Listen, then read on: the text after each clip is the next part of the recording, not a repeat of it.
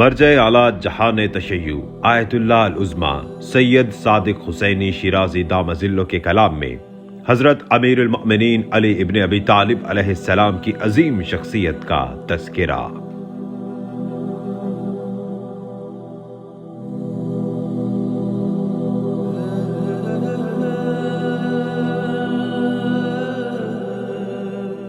اگرچہ پہلے ادوار میں اس حقیقت کو آشکار کرنے کے لیے ذرائع نہیں تھے، لیکن اس دور میں کوئی بہانہ قابل قبول نہیں،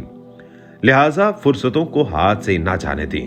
بلکہ ضروری ہے کہ اس عظیم کفر اور کافرین کا بدصورت چہرہ لوگوں پر آشکار کیا جائے، اور اس مہم میں کوئی فرصت ہاتھ سے جانے نہیں دینا چاہیے۔